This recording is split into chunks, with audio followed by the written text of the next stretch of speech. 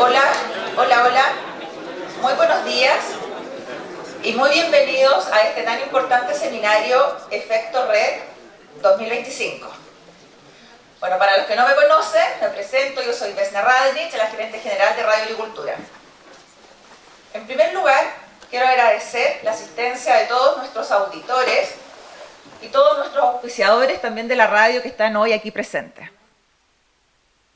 Para mí es un orgullo presentar hoy a nuestros expositores del día de hoy. Daniel Undurraga, fundador de Cornerstone, Patricio del Sol, gran académico y consultor de estrategia, hoy autor del libro Efecto Red 2025.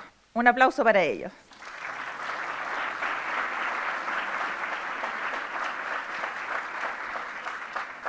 Bueno, y por supuesto a Daniela Lorca. La Dani es una gran emprendedora y conductora del programa Empréndete de Radio Agricultura. Este programa se transmite todos los sábados a las 11 de la mañana y tiene más de 140.000 auditores diarios. Quiero destacar que Radio Agricultura, a través de sus 14 frecuencias a lo largo de Chile, hoy se posiciona dentro de las 3 radios más creíbles y más escuchadas del país.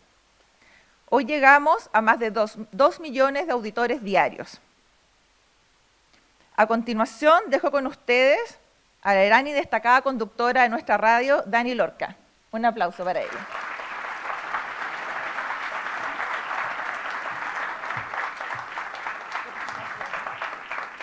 ¿Me escuchan?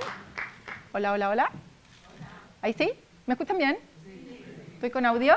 Muchas gracias, Vesna, a la Radio Agricultura, a Teatro Soco y a Sebastián del Río también por un increíble coffee que tuvimos al principio. Espero que ya hayan hecho sus redes. Bienvenidos a todos y todas entonces al lanzamiento del libro Efecto Red 2025 de Patricio del Sol. Mi nombre es Daniela Lorca, yo fundé en el 2013 Baby Tuto, una empresa que finalmente se la vendí a Walmart hace un par de años atrás, y conduzco el programa Empréndete en Radio Agricultura. Lo pueden escuchar todos los sábados de 12 a 1 por la 92.1. Hoy tengo el honor de ser la host y la moderadora de esta celebración del lanzamiento del libro. Estamos aquí para compartir con 2 cerebros especiales, que yo personalmente admiro profundamente. Uno de ellos es el autor del libro, Patricio del Sol, y el otro es uno de los emprendedores más increíbles de nuestra generación y de nuestra región, Daniel Undurraga. Pero antes de pedirle que pasen al escenario, quiero que nos conectemos con el efecto red. Este es un libro que podría iluminar su manera de emprender, de hacer negocios y de ampliar y fortalecer sus vínculos. Es un libro que podría ser su guía y que en lo más profundo de su esencia nos invita a juntarnos, a conectar, a estar en red y de alguna manera positiva a enredarnos los unos con los otros para así poder crecer y entender cómo la red puede cambiar nuestros negocios, nuestras comunidades y nuestras vidas. Cuando uno emprende, uno quiere que este emprendimiento, esta idea, crezca tan rápido como una ola de nieve, pero no siempre sabemos cómo hacerlo. Y tampoco sabemos cómo hacer que esa bola de nieve ruede sola.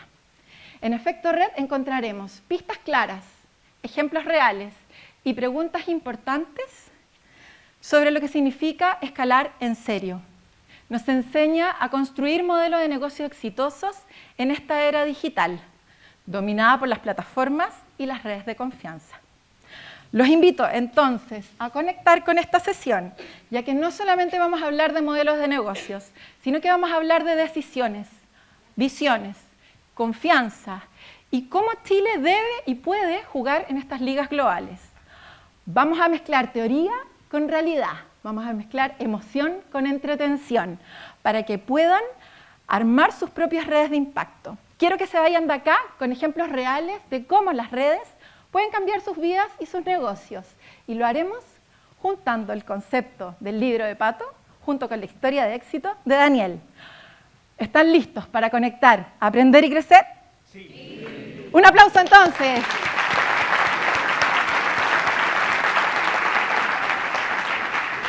Ya. Vamos a partir dándole la bienvenida al autor del libro Efecto Red 2025, Patricio del Sol. Sube adelante, por favor.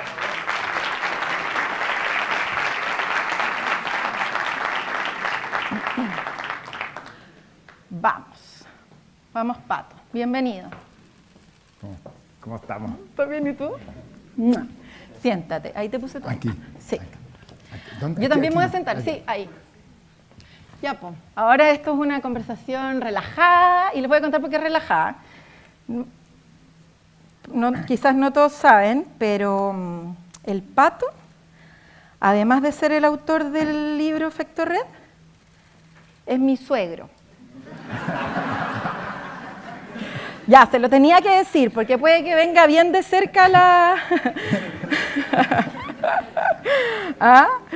Puede que venga bien de cerca la recomendación, pero hoy estoy aquí para elogiarlo.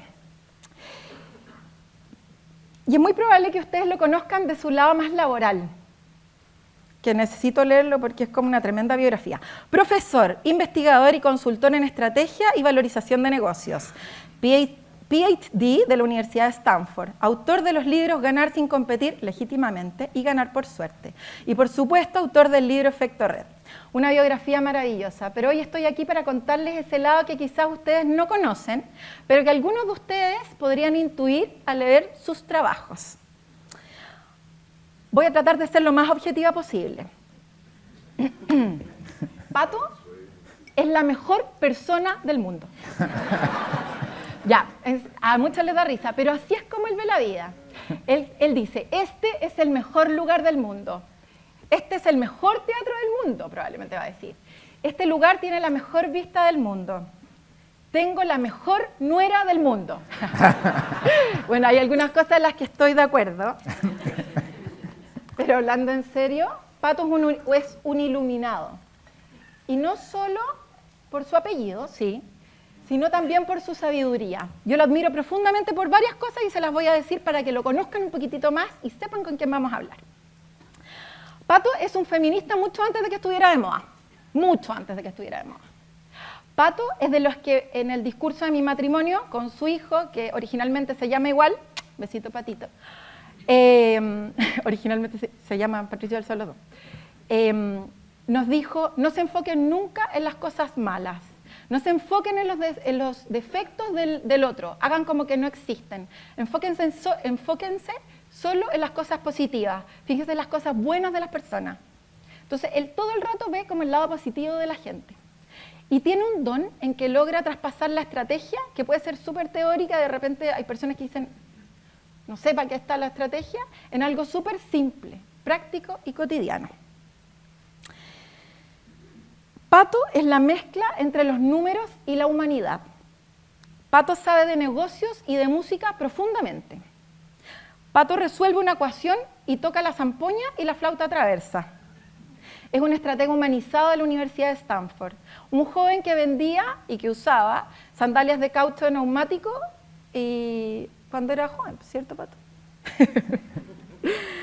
Un volado aterrizado, un profesor de verdad, de esos que dejan huella y que cuando aprenden algo lo dicen una y otra vez a quienes estamos más cerca de él. Y les voy a contar una anécdota personal. Hace más de 20 años, Pato creó la clase ejecutiva del Mercurio. ¿Se acuerdan? Religiosamente, por más de 15 años, mi tata me los guardaba cada vez que yo iba a almorzar. Entonces, yo iba a almorzar los domingos y me los pasaba y me decía, aquí tengo la clase ejecutiva. Y yo, ¡ay, qué bacán! Era como si me regalara plata, porque era súper entretenido leer en un texto simple, cercano, cómo los negocios los temas, las materias, podían realmente ser entretenidos y fácil de entender. Yo llegaba a mi casa, me los leía y los archivaba junto con todos mis apuntes de la universidad y del colegio. Entonces, hace más de, no sé, un montón de tiempo, yo antes de conocerlo, antes de ser parte de su familia, antes de ser su nuera, fui su fan. Ah.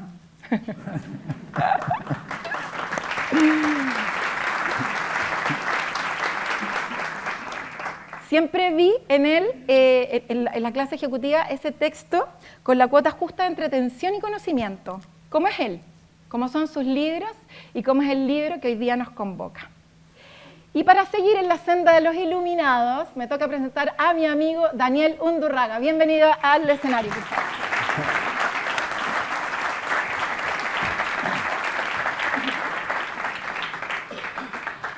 Daniel Undurraga es como el fundador de Chile, porque pucha que ha fundado cosas. Gracias. Fundador de NIT, de Groupon, donde nos conocimos, fundador de Seahorse y de, finalmente, Corner Shop. ¿Quién de ustedes usó Corner Shop alguna vez? Ya, teatro lleno.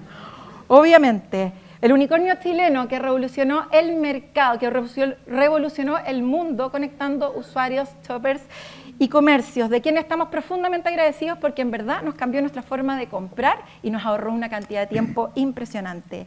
Se convirtió en uno de los emprendedores más increíbles de nuestra generación. Y el Dani, según LinkedIn, se autodefine como un latino inmigrante desempleado. Así el Dani, divertido, irreverente, que dice las cosas nomás. Este computín que ama programar, creativo y músico, que en los 90 era un jovencito con rastas que una vez llegó a una clase de estrategia de Patricio del Sol. Imagínense esta escena, el profesor con su discurso perfecto y por ahí atrás un rasta soñador con un look más parecido a Bob Marley que nos iba a cambiar nuestra forma de comprar.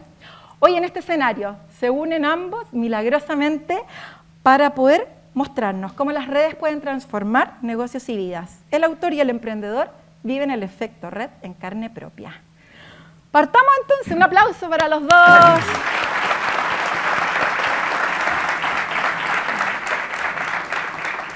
Ya, ¿les gustó la introducción? Ya, vamos a partir, para entrar en calor vamos a hacer como una especie de preguntas cortitas. Primero, ¿cómo estamos? Bien. ¿Bien, Dani? Bien. ¿Bien? ¿Contentos de estar acá? Sí, muy feliz. Ay, qué bueno. Gracias por la Ya. invitación. Pato, partamos por ti. Si te digo estrategia, ¿qué es en la práctica? Bueno, antes de darte las gracias por tu palabra, y el aprecio y admiración es mutuo, por supuesto. Así que es totalmente mutuo.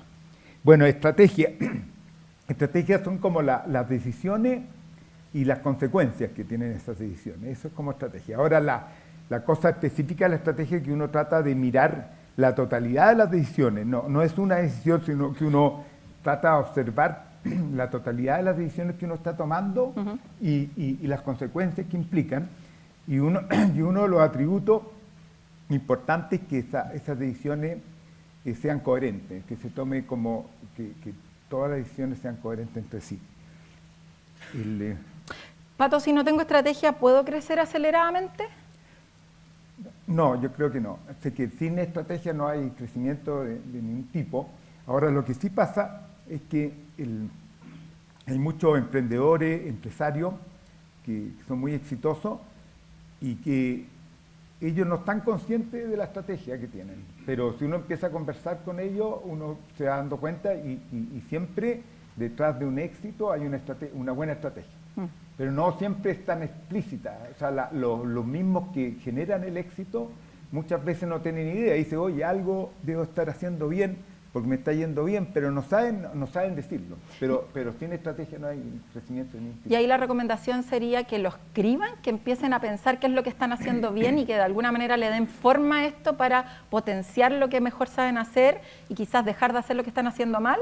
Claro, porque en el fondo una vez que tú tomas conciencia de tu estrategia, después te dedicas como a potenciar esas cosas. Porque si la tienes tan inconsciente, no te das ni cuenta y quizás se pierden oportunidades de seguir empujando lo que estás haciendo bien. Entonces yo sí creo que es importante que tomen conciencia de cuál es la estrategia, porque le está yendo bien para después enseguida potenciar eso. Perfecto. Dani, si te digo emprender, ¿qué para ti es emprender? ¿Qué buscamos? ¿Qué buscas tú al emprender? Bueno, yo creo que emprender al final es como el acto creativo, que puede ser partir una empresa, ¿cierto? Pero también puede ser otras cosas, puede ser, no sé, partir una banda de rock, o escribir un libro, o cualquier cosa que uno parte solo, con un grupo de gente, con la idea de generar algo, de crear algo. Yo creo que eso es para mí el emprendimiento. Y está muy ligado también a la libertad, de tú elegir tu propio destino y tú ir hacia donde tú quieres ir, y no tanto donde el mundo te lleva o donde el mundo te dice que hay que ir. Perfecto. Tener libertad, un tremendo concepto, y también la creatividad que se relaciona con innovar. ¿La gente emprende, tú crees, por tener dinero? ¿Por ser un rostro en alguna revista importante como Forbes, por ejemplo? ¿Lo hacen por un tema más de ego o lo hacen por un tema más social, más colectivo? Yo creo, o sea, en mi caso por lo menos yo lo hago más por una energía interna de crear algo y al mismo tiempo de tener libertad. Yo creo que esas son las cosas que a mí me mueven. Y obviamente si te va bien en cualquier cosa, el dinero va a llegar, ¿cierto? Pero yo creo que eso no es lo que mueve necesariamente a la gente a crear algo. Y no sé, las revistas es lo mismo, o sea, si te va bien, uno después sale en las revistas, pero yo creo que a la gente que lo que le mueve más es o la plata o la fama, ese tipo de cosas, en general se equivoca. Se desinflan. Y toma decisiones equivocadas, cortoplacistas o en general decisiones equivocadas, que tienen que ver con la estrategia. Yo creo que la estrategia es enfocarse en lo que uno está haciendo, en la tarea que uno tiene y en hacerlo bien. Y si uno tiene una empresa en que los clientes estén contentos, ese tipo de cosas. Maravilloso. Pato, Daniel, ¿qué es lo que estamos viviendo en Chile? Si pudieran decirlo así como cortito, ¿cuál es su visión de lo que está pasando? ¿Hay un auge verídico del emprendimiento?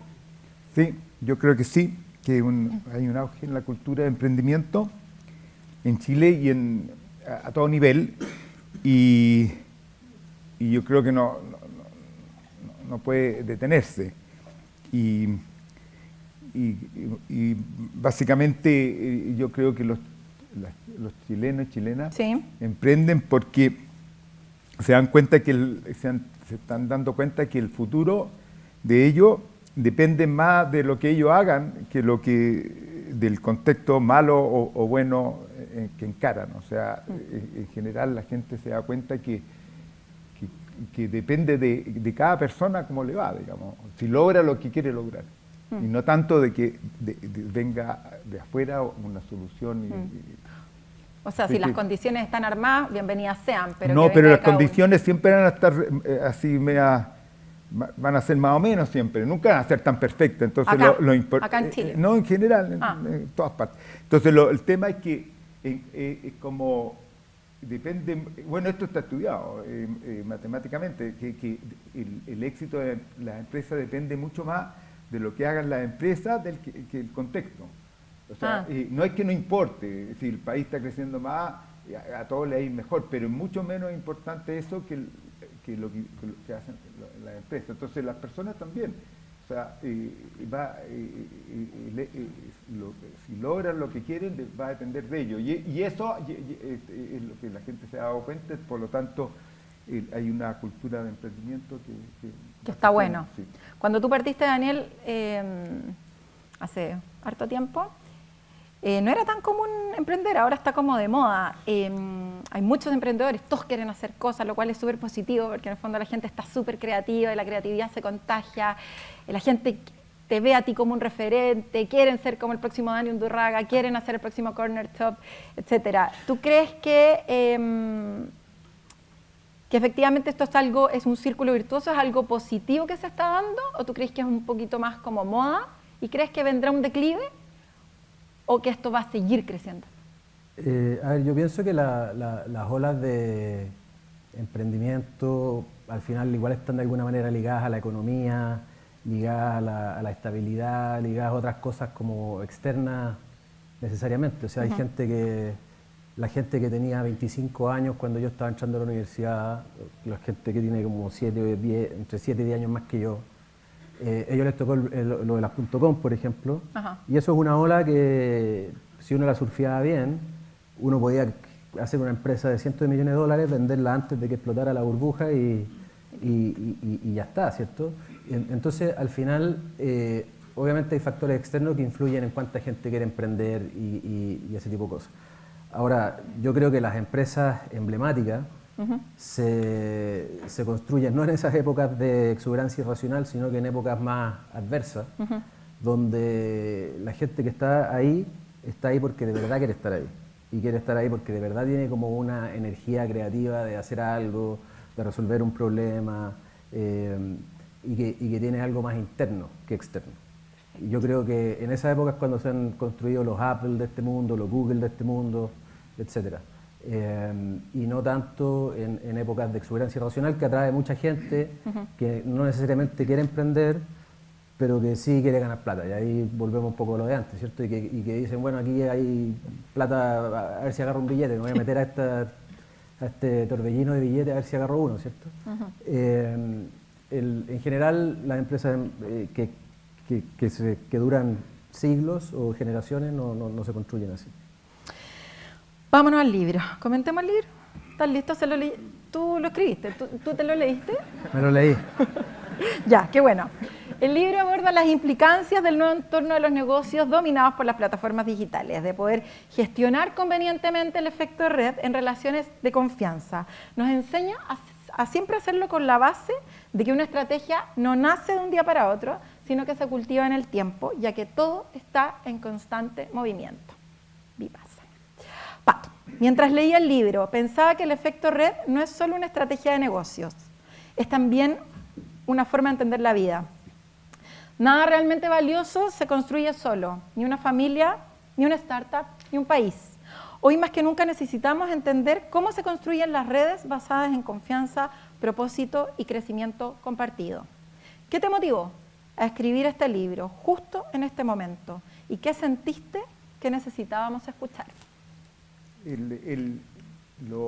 Yo me he dedicado a la estrategia hace muchos años, entonces los marcos de análisis tradicionales, como las 5 fuerzas de Porter y otros marcos tradicionales, me di cuenta que nos servían mucho en el contexto de las redes de información, en un mundo muy distinto. Entonces, ahí está la motivación de poder ver cómo uno hace una estrategia en el mundo de las redes, que para ahora es como nadie se puede escapar de eso.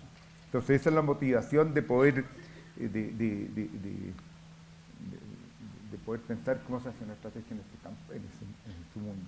Y el mensaje principal al final de esa nueva manera de mirar la estrategia es que los vínculos son, que tiene la empresa y las personas son más importantes que los productos mismos. Son los vínculos lo importante y los productos son menos importantes. Eso es como lo distinto respecto al enfoque tradicional, donde uno veía un producto que fuera bueno, sí. y ahora los vínculos empiezan a ser más importantes que los productos. Wow. En Efecto Red 2025 hablas del poder de las plataformas digitales y el efecto red. Para alguien que recién está empezando, ¿qué significa exactamente el efecto red y cómo puede aplicarlo en su negocio desde el día 1? Bueno, el ejemplo más típico para entenderlo es como lo que dije, que el producto mismo es menos importante que las conexiones. Entonces el ejemplo estándar es como el del teléfono, que si uno tiene un aparato muy bueno, pero si no está conectado, no tiene ni una posibilidad de conectarse con nadie, no vale nada. Un solo teléfono no sirve para nada, y si uno tiene 5 teléfonos, permiten 10 conexiones, entonces ya es un poco más útil, y si uno tiene 1000 teléfonos, uno logra 500.000 conexiones. Entonces el teléfono se valora por sus conexiones, no solamente por sus características físicas. Entonces ese es el efecto red, que en el fondo, en la medida que más ocupen el producto, la gente se valora más el producto. Que no es lo típico, porque por ejemplo un helado, el sabor del helado y el atractivo del helado no depende de si otras personas se lo están comiendo, depende de sus características propias, y no si cuánta gente está comiendo al mismo lado. O sea, anteriormente la gente no se daba cuenta de eso, de que estaba el producto y no dependía de cuánto lo consumieran. Entonces ese es el efecto red y eso, pues, Ahí me respondiste, estoy sí. clara. ¿Ustedes? Oye, Dani, Corner Shop es un ejemplo perfecto de lo que Pato está describiendo. Fue una plataforma que creció como una bola de nieve gracias al efecto red. De hecho, si ustedes ponen en alguna herramienta de inteligencia artificial cuál es la empresa con más efecto red o que aplica el efecto red, les va a salir Corner Shop. Así que no es fortuito que está acá, ¿no? Tenemos al emprendedor que hizo la empresa que más efecto red ha tenido, justamente con este círculo virtuoso, en donde mientras más usuarios usaban la aplicación, más comercios querían estar, más shoppers se necesitaba tener. Entonces, se entiende este efecto finalmente que fue creciendo tan rápido como la ola de nieve. ¿En qué momento tú crees que esto empieza a funcionar con este concepto de efecto red? Bueno, yo creo que en general los efectos de red parten bien temprano. Lo que pasa es que, claro, igual necesita un cierto tipping point para que, no sé, los Walmart de este mundo, los Jumbo de este mundo quieran estar ahí. Pero eso con las tiendas más chicas se empieza a ver bastante rápido, y con los shoppers también, porque en la medida que hay más pedidos, los shoppers tienen más trabajo y le dicen al primo o al amigo, oye, métete a esto porque hay trabajo fácil. Y en fin, entonces yo creo que si bien el efecto de red parte bastante temprano,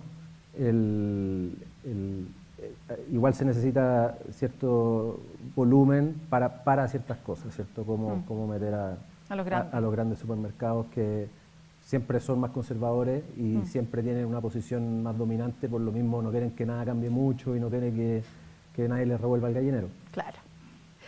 ¿Y cuál fue el tamaño que tenía Corner Shop más o menos en el momento en que los supermercados están dispuestos a decir, ok, ya, esto no es un emprendimiento chiquitito, sino que esto agarró vuelo y yo sí quiero estar? Y de hecho, después uno de ellos empieza a tener una alianza con ustedes, en el caso de Cencosud.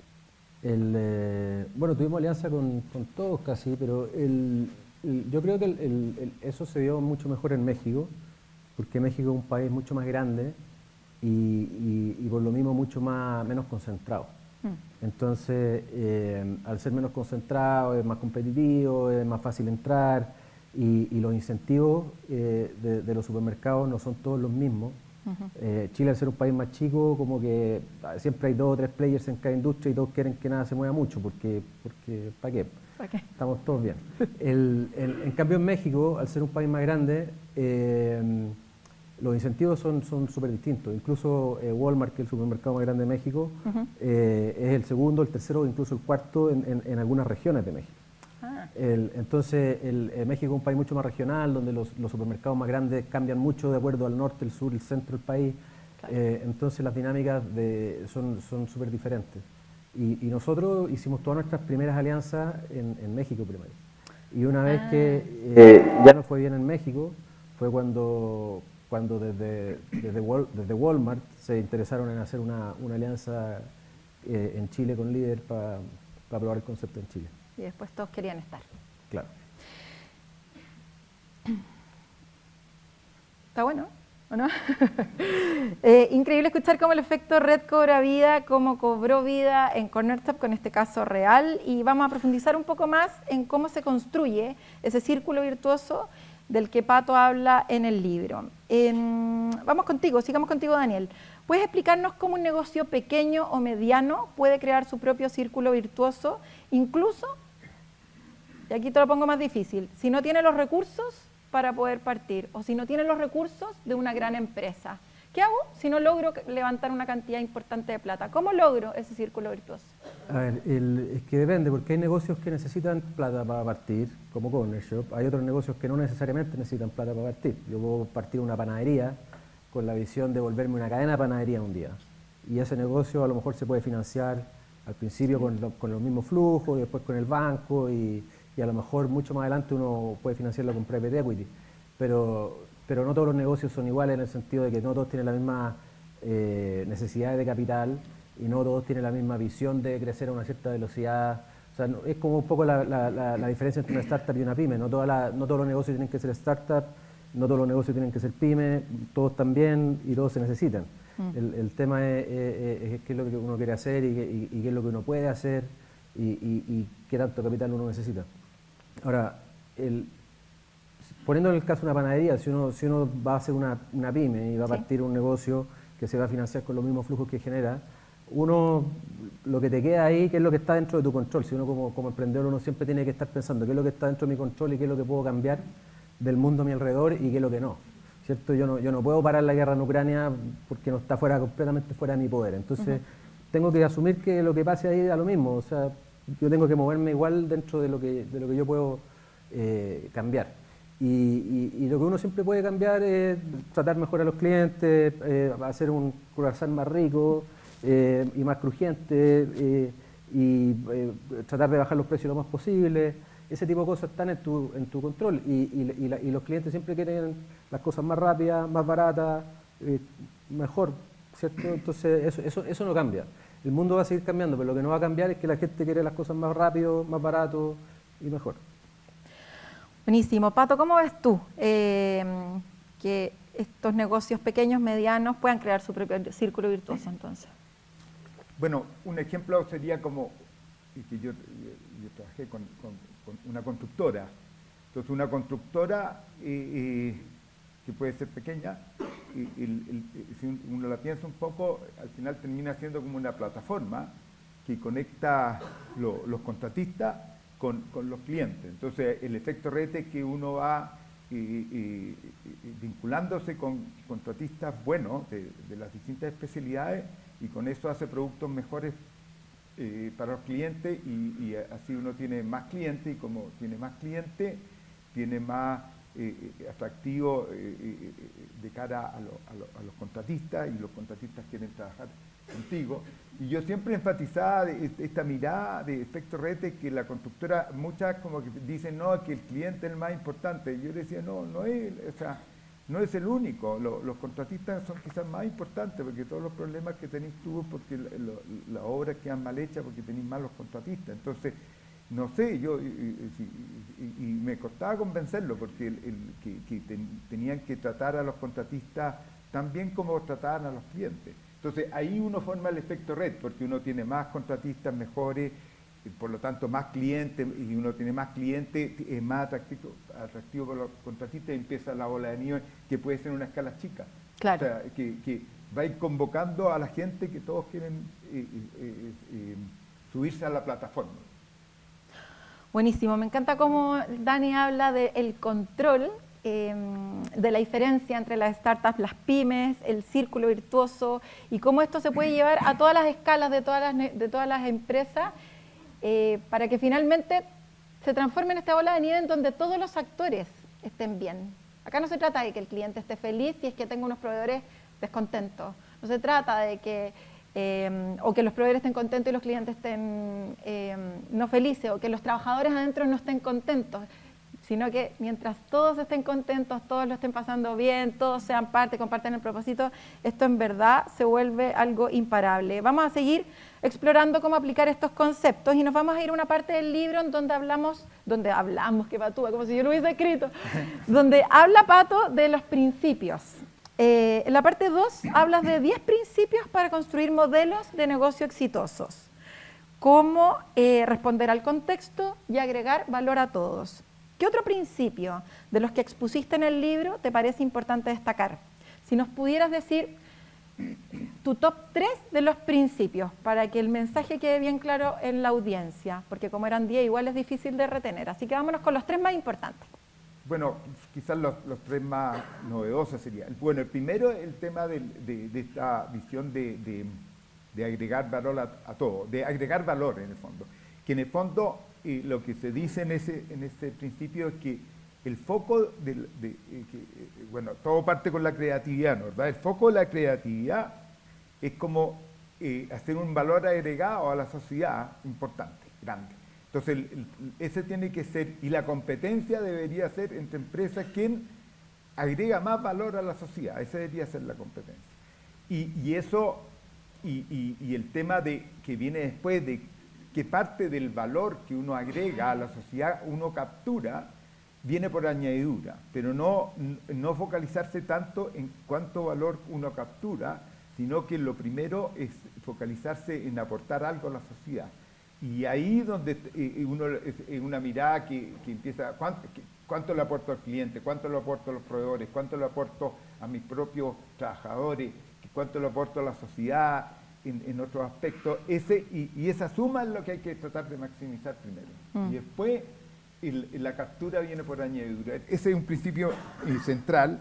Y después, bueno, los otros dos principios que destacaría yo, que son ligados al crecimiento, que es un tema tan importante para Chile, que es como que relativamente novedoso, la idea del crecimiento rítmico, que uno tiene que crecer con un ritmo, tiene que aprender a crecer, o sea, tiene que ser una cosa poco estresada y que todos los años uno crezca de la misma manera. Entonces, ese es el concepto de crecimiento rítmico, es importante para que el crecer sea como parte de la actividad estándar de la empresa y no sea un estrés, porque uno siempre está haciendo lo mismo y está creciendo rítmicamente. Y el otro, por cierto, el otro concepto que es como los círculos virtuosos, que son como la pila que te va a empujar el crecimiento y que te hace crecer, se va tomando una dinámica sola y que va creciendo cada vez más fácilmente. La gracia de los círculos virtuosos es que entre más uno crece, más fácil es crecer. En cambio, con otros métodos para crecer hay como cada vez más dificultad, se va haciendo cada vez más difícil. En cambio, si uno ocupa los círculos virtuosos, se hace cada vez más fácil crecer. Esos son los tres principios que destacaría yo. No sé si son los más importantes, pero los más novedosos Están buenísimos. Dani, ¿Corner Shop creció rítmicamente? No sé si rítmicamente, pero sí nosotros nos enfocamos mucho al principio en tratar de resolverle a ciertos mercados el problema. Entonces, por ejemplo, nosotros nos enfocamos mucho en las mamás que trabajan al principio, que era como ese era nuestro segmento más viral, que era donde una mamá que trabaja probaba el servicio, le funcionaba bien y lo recomendaba a otra mamá que trabaja, que lo recomendaba. Entonces era muy de boca a boca, porque nos enfocamos mucho en ese segmento de hacerlo muy bien para esa gente. O sea, que los pedidos llegaran siempre completos, que llegaran siempre a la hora y que llegaran bien, y que cuando había un problema resolverlo rápido y resolverlo bien. Y esas cosas que suenan tan sencillas al final son las que te hacen el efecto bola de nieve. Y después, claro, uno empieza a crecer a mercados adyacentes o a segmentos adyacentes y ya ese efecto bola de nieve se aumenta, pero nosotros crecimos como en segmentos bien específicos al principio y resolviendo el problema muy bien para ese segmento. Me encanta la importancia del nicho. ¿Y qué opinas de esos principios que decía Pato? Si tú pudieras decir, tú podrías agregar, si tú pudieras agregar algún principio, ¿de cuáles fueron este principio que agregas o de tus principios exitosos que tuviste con Corner Shop? Al final, mira, yo pienso que cualquier empresa que le va bien, al final lo que está haciendo es resolviendo una necesidad muy real de la gente y resolviéndola muy bien, o sea, con mucho foco en los detalles, con mucha obsesión por la calidad. Cuando eso está, el éxito siempre llega. O sea, si es que hay una necesidad real y al mismo tiempo hay una solución muy bien hecha, al final esa como que hay una química que explota, ¿cierto? Y yo creo que eso es, y al final las cosas son sencillas, ¿no? Como que yo siento que muchas veces la gente como que quiere sobrecomplicar las cosas, como que para ser innovador hay que inventar una máquina del tiempo o algo súper complejo, o para que te vaya bien tenés que ser un genio de la química o de la genética, cuando en verdad las cosas son súper sencillas.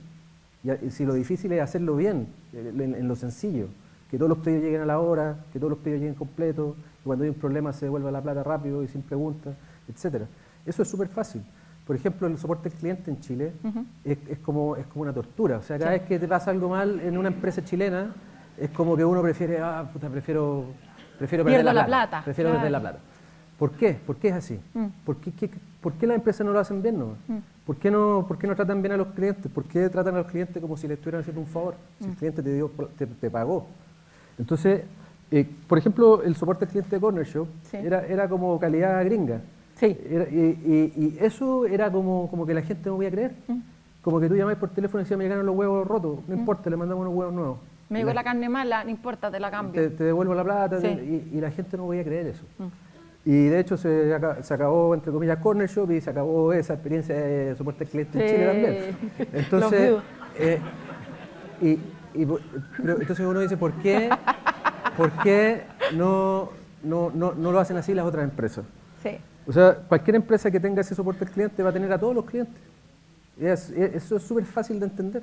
No es un gran principio cósmico de la verdad revelada que hay que explicar mucho. Ya, pero ¿se planea o se da por azar? ¿Tú defines junto con tus socios fundadores que van a hacer la empresa con esta obsesión con el cliente de hacerlo lo mejor posible?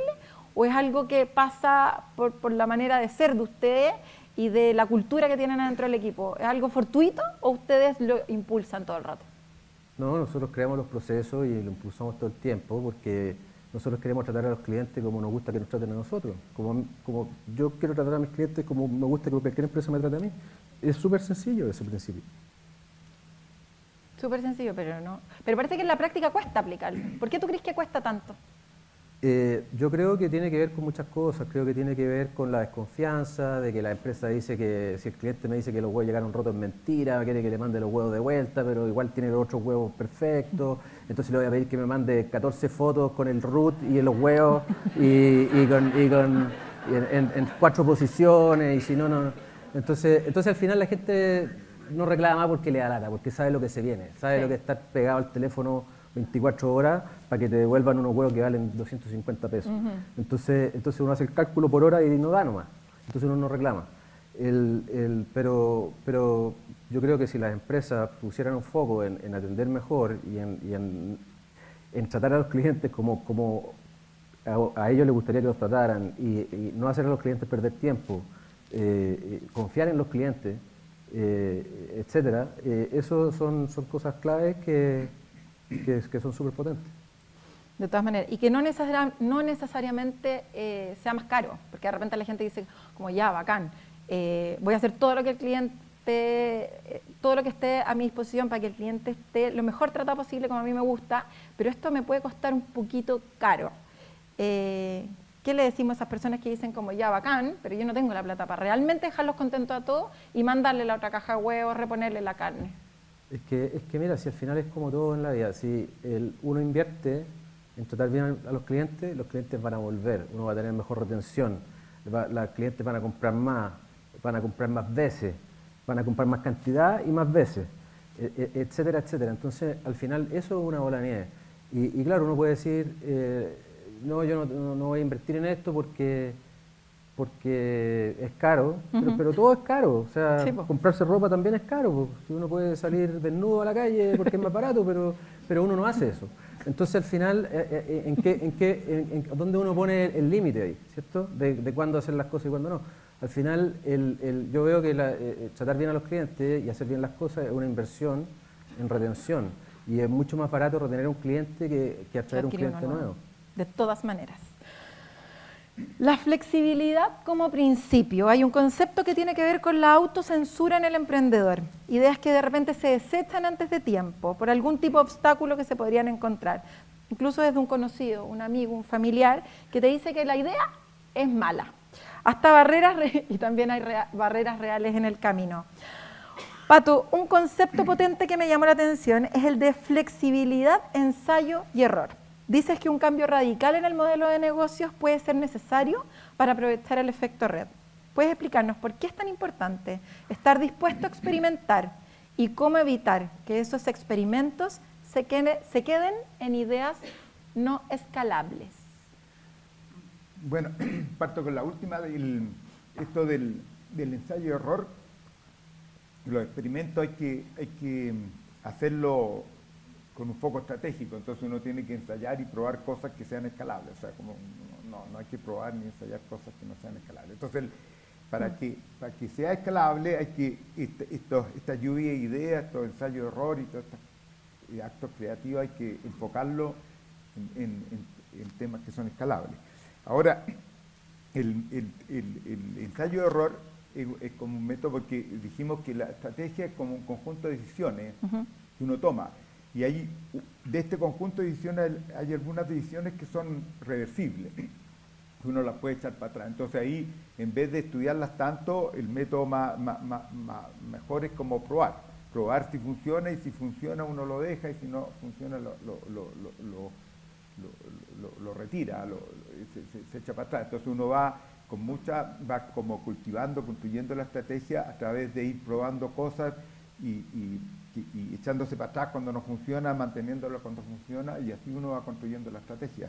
Y ahí sale como el tema del ensayo-error. Cuando son reversibles hay que probar, rápidamente tratar de probar, porque eso es como lo más seguro, más que empezar a estudiar tanto. Probar rápido. Probar y no es que uno no mire números, pero los números los mira después. En vez de ponerle números a las decisiones antes, ¿sí? Uno prueba y mide y ve si funciona, y así uno va construyendo la estrategia. Entonces la estrategia no es que uno la arme a la primera, uno va probando cosas y va construyendo, y después uno empieza a observar el conjunto de decisiones que uno está tomando, si son todos coherentes, pero se va construyendo a poco y mucho con ensayo de error. Perfecto. El método mejor cuando se puede, pues el más seguro. Más seguro. Qué potente ese mensaje, porque yo me acuerdo un montón de veces, hasta una amiga aquí de Baby Tuto se debe reír, porque se me ocurrían ideas muy poco escalables. Tú hubieses escuchado antes, porque en verdad cuando uno tiene una idea que es poco escalable y quiere hacer ensayo y error y se obsesiona con cosas que de repente están fuera de tu foco, fuera de tu modelo de negocio, fuera de tu core principal, uno pierde muchísimo tiempo y pierde tiempo en tonteras. Entonces al final estar flexible, hacer ensayo y error como método, pero en cosas que realmente sean escalables, cobra mucho más sentido que hacerlo por cualquier tontera. Dani, en Corner Shop también viviste un cambio radical en el modelo de negocio, o así lo vi yo, confírmame, pero empezaste con una app para usuarios y luego empezaron a venderle los espacios a las marcas y a meter de alguna manera como a promocionar un montón de cosas con las marcas. ¿Fue eso como el modelo inicial como ustedes lo pensaron? ¿O fue algo que en el fondo fue pasando y fue como, oye, ya que tenemos tanta gente metida acá, empecemos a venderle esto a las marcas? ¿Cómo fue cambiando finalmente el modelo de negocio original, en donde ustedes se quedan con una comisión de la venta, a empezar a generar otros ingresos a través de la visibilidad que le daban a las marcas? Sí, bueno, en Internet al final todas las empresas terminan haciendo publicidad. Porque eso tiene un margen, o sea, la publicidad tiene un margen de 99% en Internet. Y entonces cuando uno está en un negocio que es tan intensivo en capital, tan intensivo en operación y que tiene márgenes muy bajos, al final es como una evolución obvia irse al marketing, al branding y a todas esas cosas que tienen un margen muchísimo más alto y que se pueden ofrecer a un costo relativamente bajo. Entonces eso fue como un paso natural. Y fue ese otro ingreso empezó a tomar mucho más peso, más que en el margen, a nivel de como de GMV, o sea, de venta final, ¿fue más importante que la misma venta de la venta de los productos o nunca llegó a ser igual? Porque una cosa es el margen. Es que de alguna manera lo importante ahí era el margen, que como digo, el margen no sé si 99% es una exageración, pero es un margen altísimo. Entonces al final el gross profit de ese negocio es 90%, lo que sea, versus el otro que tiene un margen mucho más bajo. Entonces al final en un negocio tan intensivo uno tiene que estar buscando todo el tiempo avenidas para generar más revenue, ¿cierto? Sí. Y nosotros generábamos revenue por comisiones por sobrecargo de los productos también en Sí. algunas tiendas y por publicidad. Esos eran como los principales ingresos de Corner Shop. ¿Y el más importante en términos de margen de contribución fue la publicidad finalmente? Lo que pasa es que el volumen de venta era tan alto que a pesar de que el margen era chico, era más Igual grande era que lo más otro. importante. Pero eventualmente podría haberse vuelto mucho más importante. Nosotros también teníamos otras ideas de hacia dónde llevar el negocio. Y lo que pasa es que eventualmente llegó Uber y lo vendimos y al final ahí cambia todo. Pero uno nunca sabe cómo sería Corner Shop hoy si es que nos hemos seguido de manera independiente. Pero el volumen de venta era mucho más alto que lo que generamos por publicidad. Era cientos de veces más. Entonces, incluso con márgenes chicos igual era más. Y en lo romántico de cuando empecé a hablar de Corner Shop y cómo te brillan los ojitos y en el fondo fue como los emprendimientos más importantes hasta el momento de tu vida, si pudieras volver atrás, en el momento en que decides venderle la empresa a Uber, ¿se lo hubieses vendido o hubieses seguido por este camino que igual se veía bueno de la independencia? Yo no me cuestiono mucho mis decisiones pasadas. Como que... ¿Estás contento con tu decisión? Sí, porque uno toma las decisiones con la información que tiene en el momento y con las circunstancias que tiene en el momento. Y entonces eso como de empezar a cuestionarse uno mismo lo que uno hizo hace 10 años atrás, con todo lo que uno sabe ahora, no tiene mucho sentido, ¿cierto? Como que todo el mundo es general después de la guerra, incluso en tu misma historia. Entonces yo creo que lo que uno tiene que hacer es simplemente sacar las conclusiones de lo que uno hizo, de lo que uno vivió y ocuparla de la mejor manera que uno pueda en el futuro y ya está nomás. Pero yo estoy muy tranquilo en general con todas las decisiones que he tomado en mi vida y no me cuestiono mucho. Me encanta. Muy bien. Vámonos a la confianza. Cuando leí lo de la confianza pensé una vez en Baby Tuto, cuando llegamos a tiempo para poder, con una cuna, que si no llegábamos, ese día la guagua iba a dormir en el suelo. Y la importancia de generar la confianza entre los proveedores, los clientes y de cómo cuando te llama un cliente y te agradece profundamente porque llegaste en el momento exacto para que su guagua pudiera dormir donde correspondía. Este tipo de conexiones construyen redes poderosas. La importancia de la confianza, entonces, Pato, tú dices más verdad, más confianza, más mentira, más desconfianza. Y que sin confianza ningún emprendimiento puede tener un impacto a gran escala. Definamos confianza. Partamos por ti, Pato. Bueno, la confianza es lo que facilita todas las interacciones que uno tiene, mundana, compleja. O sea, sin confianza no es posible hacer ni una interacción. Entonces la confianza es como el aceite que se necesita para poder funcionar en todas las cosas. Y lo central ahí para generar confianza es como la transparencia y como decías tú, y la verdad. Y en el tema de la empresa, bueno, uno tenga una estrategia y lo que se comunique sea como la verdad de lo que tú estás haciendo y la verdad de tu estrategia, y no se trate de hacer un mensaje como paralelo de qué es lo que es la empresa, que no sea realmente la verdad de lo que es la empresa. Entonces el tema central es como la verdad y la transparencia, y en la empresa lo que uno quiere, la verdad es la verdad de la estrategia, de lo que se está haciendo, de lo que se hace, y eso sea la comunicación, y eso es lo que va creando confianza. Uh-huh. Y que la estrategia además sea toda coherente también da confianza, porque si uno tiene como inconsistencia, la gente empieza a desconfiarse, y empieza a ver que las cosas no cuadran. Y por eso la estrategia tiene que ser coherente para que, entre otras cosas, genera confianza, porque todo cuadra y no hay cosas raras que no cuadran, que te genera alerta. Uh-huh. Solía decirse que los hombres de negocios del siglo XX utilizaban mucho la metáfora de la letra chica, el subterfugio para perjudicar. Porque ahora se puede pensar, Dani, que la verdad podría generar beneficios. Las nuevas generaciones se cree que no está la pillería, que es mucho más colaborativo, mucho más abierto que antes. Ya, no sé. ¿Por qué? ¿Por qué crees que ahora la verdad podría generar beneficios? ¿Cómo lo ves tú? Tú que eres de esta generación de la colaboración y no de la pillería. Yo creo que que no sé si es tanto un cambio generacional, pero yo creo que obviamente si los consumidores confían en ti como empresa, es todo más fácil. Y si tú como empresa confías en los consumidores, es todo más fácil. De nuevo el ejemplo de los huevos rotos, ¿cierto? Cuando alguien nos llamaba para decirnos que los huevos están rotos, nosotros le creíamos y le devolvíamos la plata o le llevábamos los huevos de vuelta. No le hacíamos mandar una foto haciéndole invertida con los huevos y el carnet y el pasaporte en la otra mano. Eso es absurdo y eso es lo que te hacen hacer las empresas chilenas más o menos. Entonces, en la medida que hay confianza nomás y eso se siente. Es invisible pero está. Y cuando el consumidor confía en tu marca, pide más, compra más veces. Porque sabe, entre comprar en Corner Shop y comprar en otra cosa. Voy a comprar en Corner Shop porque en Corner Shop si algo sale mal, las cosas salen casi siempre bien. Y cuando salen mal me lo arreglan rápido. Sí. Entonces, eso es.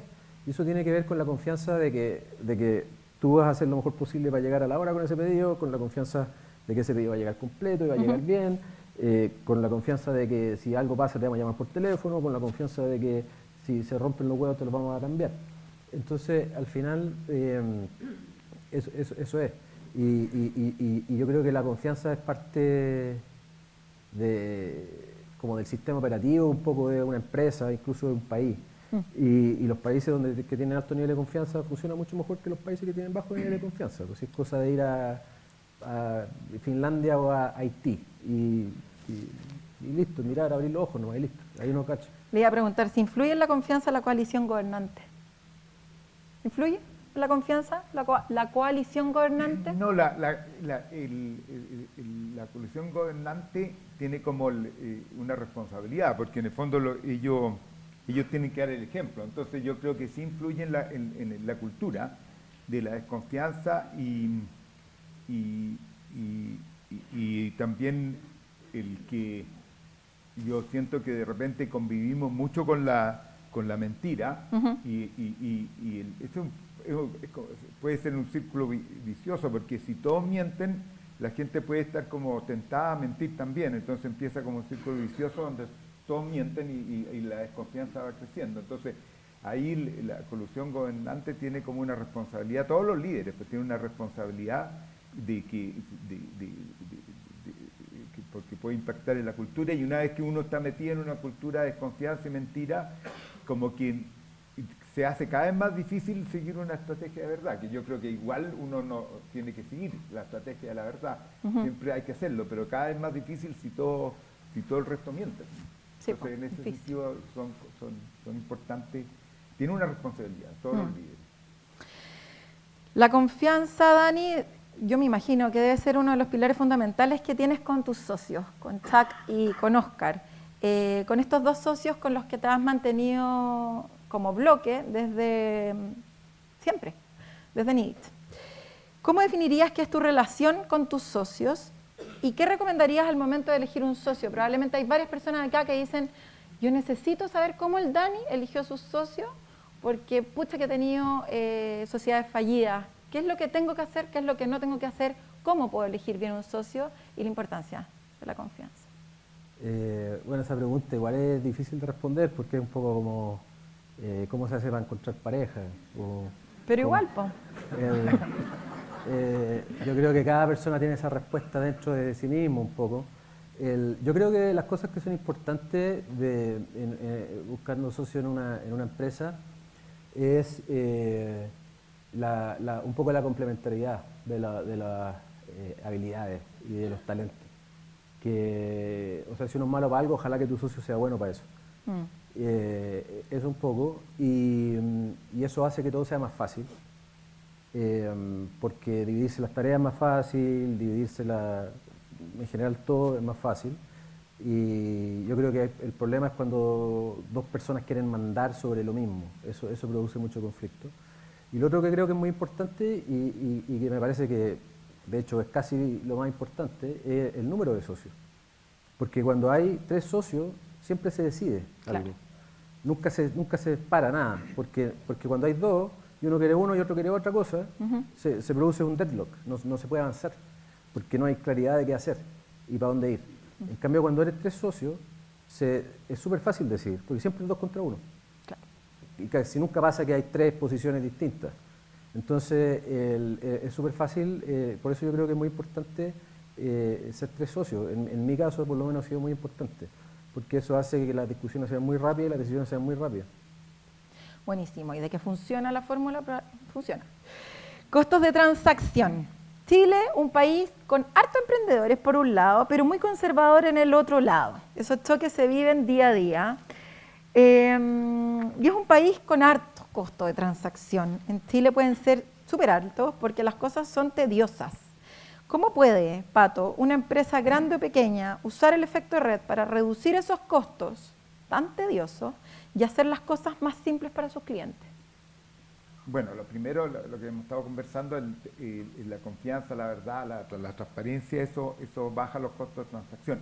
Y un amigo mío, un profesor de Harvard, que se llama Tarun Khanna, define los países subdesarrollados como los países que tienen costos de transacción altos, donde hay baja confianza. O sea, casi la definición de un país subdesarrollado, el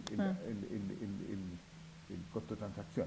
Entonces, eso y lo otro, que es el uso de la tecnología, pues de que ahora muchas cosas se pueden, los costos de transacción se pueden bajar a través de usar la tecnología, quizás la manera más rápida de avanzar en ese tema, que todo sea más fácil.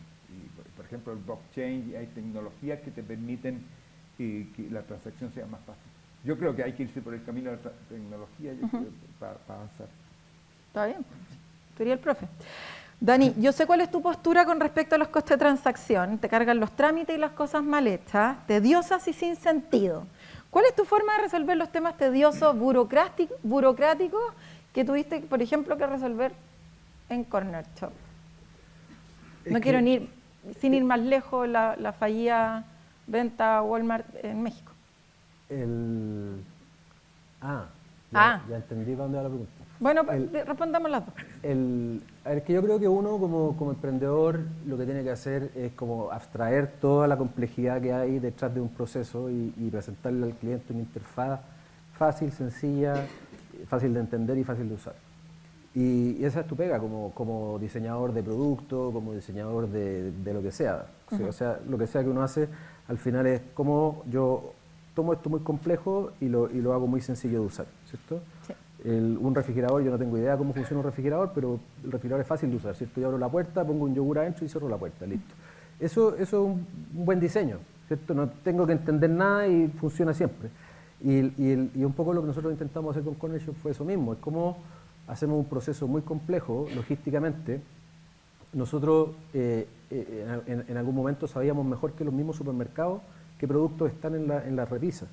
Nosotros teníamos señales mucho más rápidas que ellos de saber, se acabó la mantequilla en tal sucursal del Jumbo. Entonces, todo ese proceso logístico súper complejo para el cliente es una interfaz súper sencilla. Yo veo una lista de productos, cliqueo, me aparecen encima los productos que compro siempre, entonces 2 clics, después siguiente, ya está mi método de pago, ya está mi dirección, siguiente, ya está, y me llega una bolsa con cosas. Entonces, al final, eso, yo creo que al final la gente aprecia, valora y está dispuesta a pagar por la simplicidad.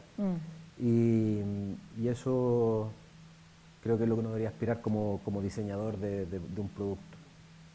Y después me hablaste de la venta Walmart de Corner Shop. No, es que con respecto como a los temas tediosos y burocráticos, de repente que uno no puede controlar, en el fondo, como que esta venta tenía que pasar por la entidad, ¿cómo se llama eso? COFECE. Eso. Y pintaba todo bien y de repente algo pasa que se cae.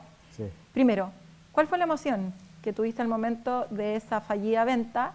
Porque sabemos que después lo que pasó fue algo mucho mejor, se la vendieron mucho más caro a Uber y probablemente mejor, ya no quiero decir eso porque yo también se la vendiera a Walmart, pero no voy a decir si es mejor o no empresa, pero casi, esto está siendo grabado. Si quedara acá lo diría, pero espérate, Dani. Entonces, y pasáis por este proceso en donde depende de otro, se cae. ¿Cuál fue tu emoción? y tu conclusión finalmente con respecto a este proceso tan burocrático por el que tuviste que pasar. A ver, que son varias cosas, pero una es como un poco lo que dije antes, cuando algo está fuera de tu control hay que fluir nomás porque está fuera de tu control. Lo que es muy frustrante de estos procesos en general, donde hay un burócrata detrás de un escritorio que no entiende bien lo que está haciendo, pero está tomando decisiones como un emperador romano, ¿cierto? Que hace como dedo para arriba, dedo para abajo, y te matan o uno sigue con vida. Así un poco se sentía. A mí lo que más me frustraba era un poco la lentitud y la ineficiencia de ese proceso, y también lo que me parecía falta de competencia. A mí me parecía que la gente que estaba ahí tomando esas decisiones era gente que no entendía mucho lo que estaba haciendo, no entiende mucho tampoco las implicancias de las decisiones que toman, y entonces eso es súper frustrante, como ser humano nomás, estar en un proceso kafkiano que uno no sabe cuándo va a terminar, uno no sabe de qué depende, es como una caja negra. Entonces eso es frustrante. Ahora, por otra parte, durante todo ese año y medio, no sé cuánto tiempo estuvimos en ese proceso, la empresa había crecido por 4. Entonces uno pensaba, si esta empresa valía eso, ahora vale 4 veces más. Entonces, y seguía creciendo más o menos a ese ritmo. Entonces uno pensaba, esta empresa vale mucho más de lo que la estábamos vendiendo. Entonces, cuando finalmente se cayó, era una mezcla entre alivio y frustración, y alegría y tristeza, era como todas las emociones juntas. Porque claro, uno sabía que la empresa iba súper bien. También era súper incierto, porque nosotros, y este es el tipo de cosas que dan rabia, de que los reguladores no entienden. Nosotros, cuando firmamos el contrato con Walmart, es como firmar la promesa de una casa un poco, es como que esa casa ya no se puede vender a otra persona, ¿cierto? Claro. Y uno no puede hipotecar esa casa. Cuando uno firma una promesa para vender una casa, hay ciertas reglas que ocurren.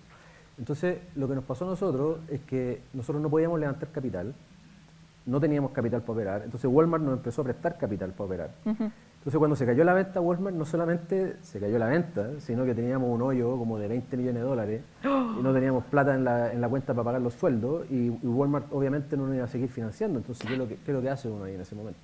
Entonces, ese es el tipo de cosas que dan rabia, porque los burócratas no entienden eso. Para ellos es como un PowerPoint. Acá tengo una empresa que se llama Corner Shop, existe hace 3 años, pero voy a decir que tiene posición dominante en el mercado y lo voy a rechazar. Y es como uno dice ya, y ahora que ¿quién me pasa los $20 millones para pagar los sueldos y para pagarle a Walmart? Entonces, ese es el tipo de cosas que son muy frustrantes. Increíble. Pasemos de ese momento difícil a la creatividad y al humor. Definamos al tiro, así como cortito, creatividad y humor en los negocios. Algo que da risa, humor. Algo que da risa, humor, ¿ya? ¿Para ti, Dani, humor? El humor es importante. Importante sobre todo en los momentos más kafkianos, como cuando te rechazan una empresa por tener posición dominante en una empresa que hace 3 años no existía. Ese tipo de cosas, como que yo creo que ahí es como que uno tiene que tomárselo con reírse nomás. Como siempre se puede estar peor y ya echarle para adelante. Echarle para adelante. En la parte 3 se hablas, Pato, de la mente del estratega y la importancia de tomar decisiones en un ambiente de incertidumbre. Mencionas en el libro que en los momentos más creativos es necesario siempre una cuota de humor. ¿Cuál es el rol que juega el humor, que es hacer reír, de acuerdo a tu definición, en la estrategia? ¿Y cómo lo has visto en tu propia experiencia trabajando con empresas?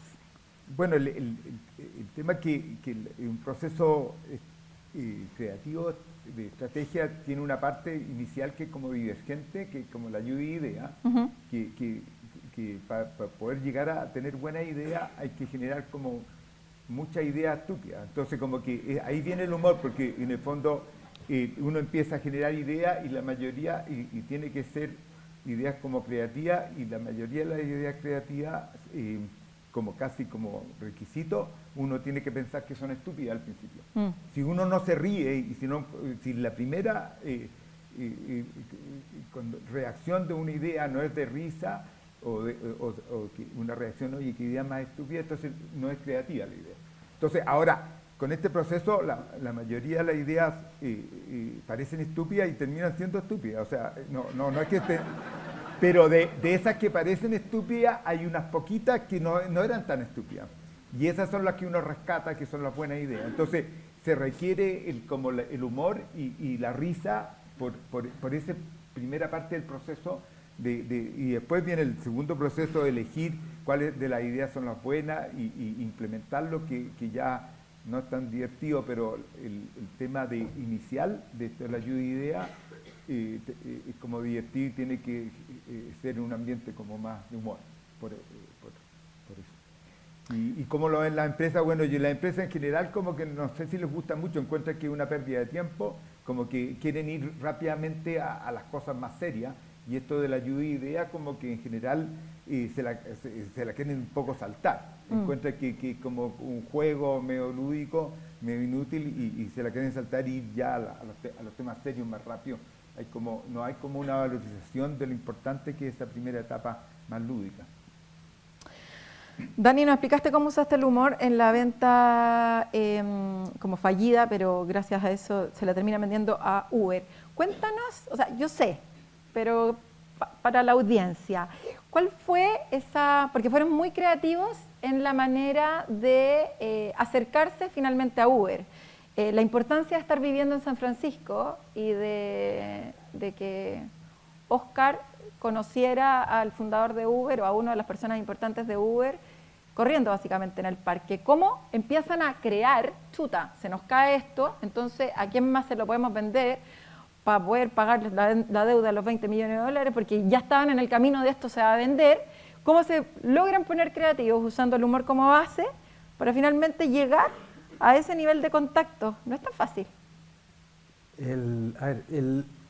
Bueno, sobre los 20 millones de dólares voy a contar la historia para no dejarla ahí en vilo. Ya, porfa. Por suerte nuestros inversionistas, por suerte teníamos inversionistas que tenían las espaldas como para poder prestarnos esa plata y pudimos armar un mono rápido como para poder pagar esas deudas y pagar los sueldos y todo eso. Ah, ya, qué bueno. Entonces, por suerte, pero podríamos no haber tenido esos inversionistas. Y ahí a lo mejor Cornershop hubiera muerto. Entonces, eso es lo que da rabia, de que un proceso burocrático estatal hecho por gente que nunca en su vida ha vendido una limonada fuera de su garage, te pueda matar la empresa, justamente porque la gente no entiende. Sí. Pero bueno, sobre la importancia de vivir en San Francisco, sí, para nosotros fue muy importante, porque al final uno está ahí y uno va al colegio, ahí el de la esquina y va el hijo de Elon Musk, va al colegio del lado, o sea, estar en ese ambiente obviamente ayuda mucho. En este caso, y bueno, Uber nos llamó a nosotros, cuando salió en el diario que se caía lo de Walmart, Uber nos llamó ese mismo día, no es que tuvimos que hacer mucho. ¿Y qué les dijo? ¿Ahora yo te quiero comprar? Sí, pues. Entonces, en ese sentido no hubo que hacer mucho. Pero lo que sí es importante es el hecho de que estamos ahí y Oscar se juntaba con el CEO de Uber y iban a pasear juntos el perro al parque y a hablar de la estrategia.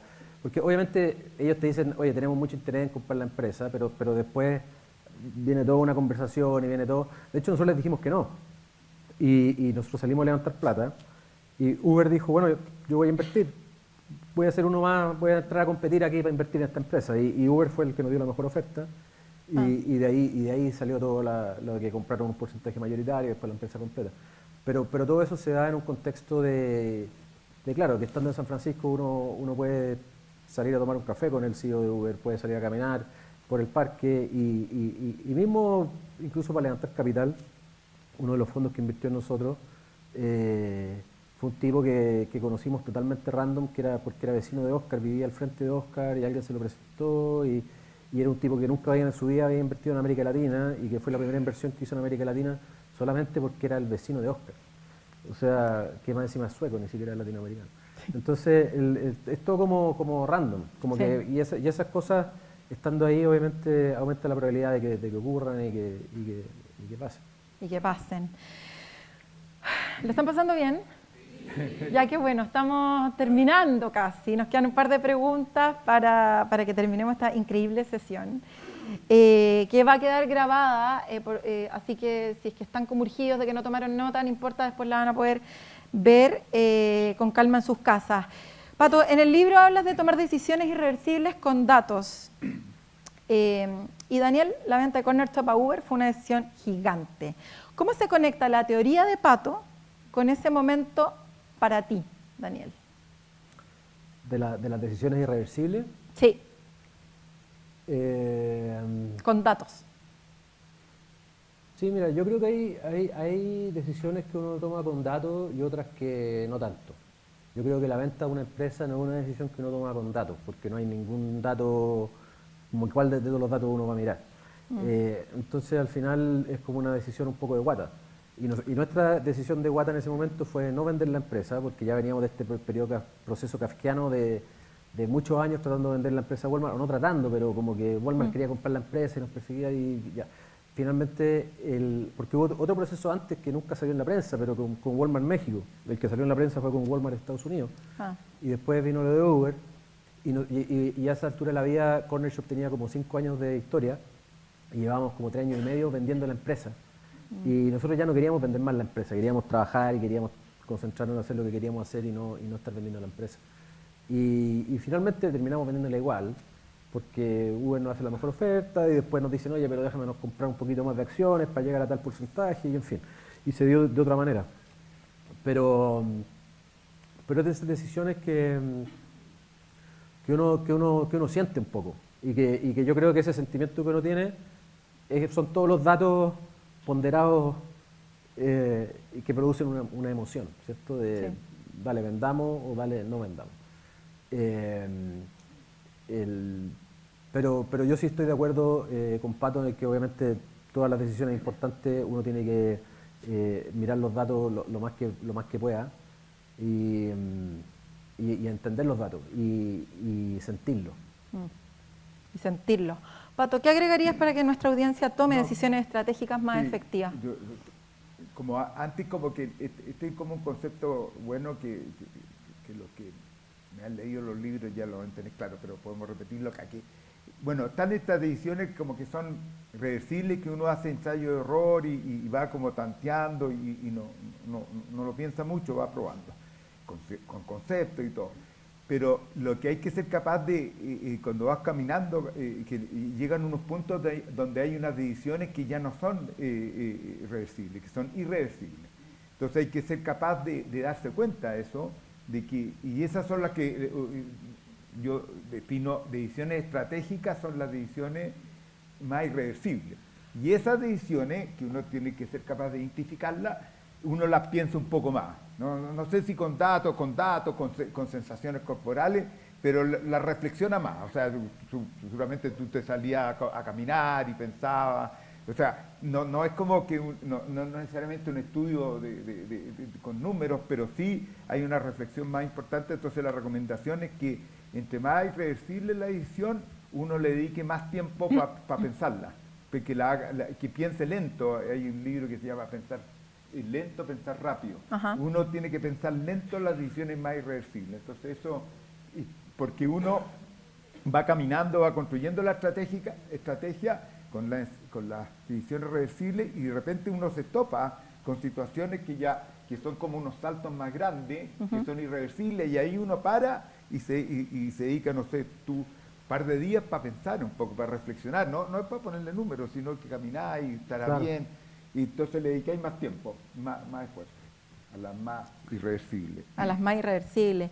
Hoy Pato está citando ahí un libro. Hay harta literatura en el libro, hay hartas citas a libros súper buenos, tremendos libros, como para estar ahí en el velador con relación a todo lo que estamos hablando hoy día. Y algunos que ya se leyeron, los que no, se lo tienen que leer.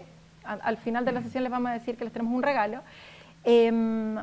Pero a los que se lo leyeron probablemente se dieron cuenta que en las primeras páginas va una dedicatoria del Efecto Red 2025.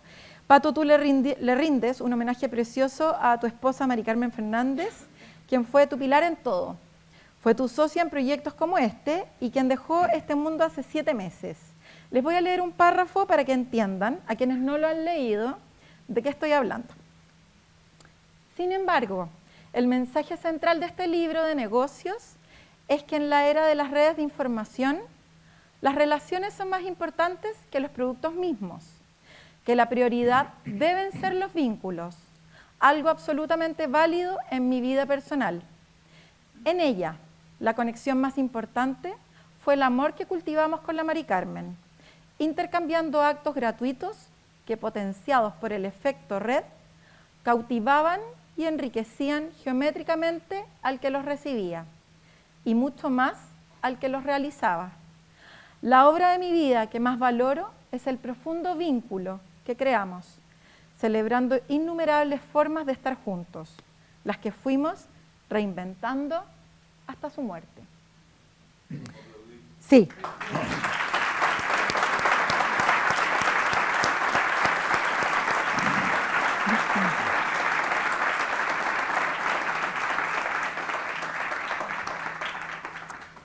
Ya. ¿Estamos bien? ¿Sí? Ya. ¿Algún comentario? Sí. ¿Qué tipo No. de red? ¿Qué tipo de red fue ella en tu vida? Bueno, el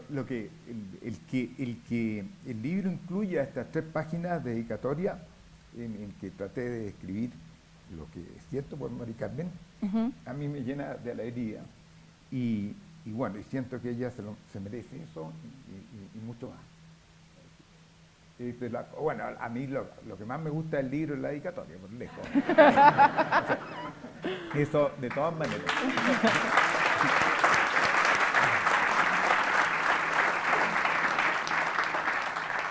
Y dices que ella fue tu compañera en cada línea que escribiste, porque no solamente te ayudaba a escribir el libro, te editaba, te apoyaba, te comentabas con ellas todas las líneas del libro, sino que en el fondo, nada, era parte fundamental sin duda. Como que rigurosamente ella era como la editora principal, exacto, claro, sí. Entonces como que siempre como que todo salía, lo chequeaba ella, de todo lo que he escrito, como la editora. Así que importante. Eso como rigurosamente es cierto. De todas maneras, y le quedó muy bien el libro, así que está editado, porque participó también de armar todo este libro. Y en esa misma línea, ¿qué mensaje en relación a la red más importante que tenemos, que es nuestra familia, te gustaría dejarnos a todos los que estamos acá? Bueno, es el tema de los vínculos, para que no solamente enriquecen a las empresas, pero también enriquecen a las personas, a las familias. Ese es el mensaje, el mensaje central del libro, que los vínculos son más importantes, son lo más importante. Entonces, ese es el mensaje. A cuidar los vínculos. Que los vínculos enriquecen. Los vínculos enriquecen. Oye, Pato, gracias por compartir algo tan hermoso con nosotros. Creo que todos aquí se emocionan y podemos sentir el amor y la paz que Mari Carmen dejó en ti y en este libro. Y también nos recuerda que las redes más importantes, justamente que construimos, son las redes humanas. Y si las redes humanas son las más importantes, uno de los vínculos más fuertes que tiene también Daniel y Pato es la música. Escuchemos.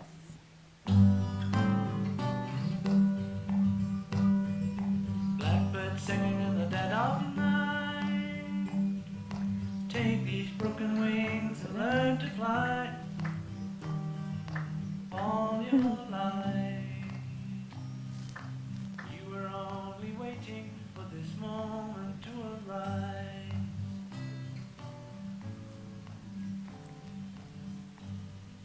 Blackbird singing in the dead of night. Esta canción habla en el fondo de levantarse, de atreverse a volar con las alas propias, y qué mejor metáfora para el mundo, sobre la colaboración de quienes buscan hacer comunidad desde la vulnerabilidad y el coraje. Hay algo profundamente poderoso en la música, que es capaz de conectarnos más allá de las palabras, de sincronizar nuestras emociones y de hacernos sentir parte de algo mucho más grande. Tal como las redes que describe este libro, la música también funciona como una red invisible, nos une, nos transforma y nos inspira. Una última reflexión de ti, Daniel, y de Pato sobre la importancia de la música que los une. Sobre la importancia de la música. Bueno, para mí la música, yo hago música, entonces para mí es como una meditación. es como de esas cosas que cuando estoy haciendo estoy como 100% presente porque estoy ocupando mi cuerpo y mi mente y toda como mi atención en una cosa en el momento presente. Y hay pocas cosas que me llevan ahí, sobre todo en este mundo lleno de notificaciones y cositas que te llegan todo el día, que te distraen de lo que uno está haciendo. Entonces, eso es para mí la música. ¿Y para ti, Pato? Bueno, la música es como, bueno, en el libro hablo de la racionalidad. Entonces, la racionalidad sirve para conseguir cosas, pero los objetivos que uno persigue no son racionales. Entonces, yo encuentro que la música es el mejor ejemplo de algo que el gusto no es racional. Entonces, como uno lo lleva a un nivel de absoluta irracionalidad y de sentimiento, que es lo que me gusta la música. Oye, démosle un aplauso a nuestros dos expositores de hoy.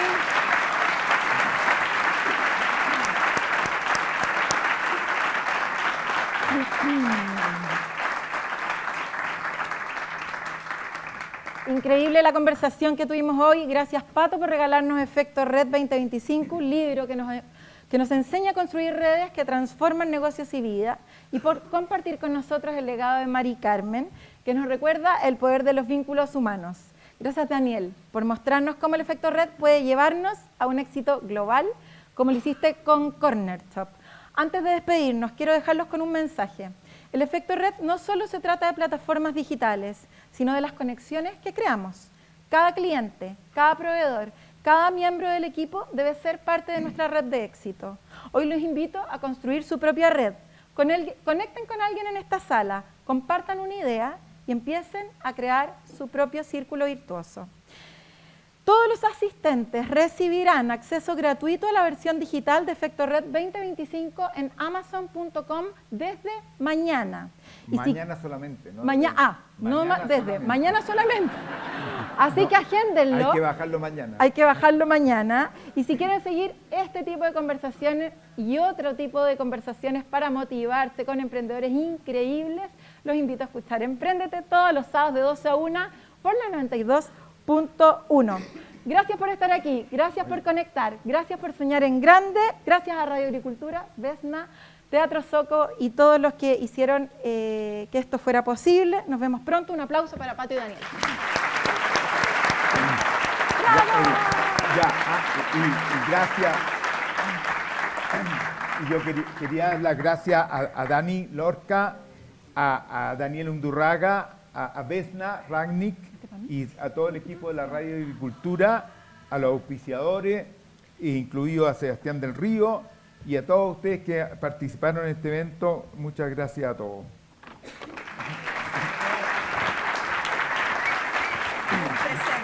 Gracias. Un regalito, Dani. Ay, qué estos regalitos. Sí, otro regalito más. Y este vale por el Día del Padre. Gracias. Gracias a todos. Nos vemos. ¿Cómo estamos? Estamos justo en la hora. ¿Ah? Estamos.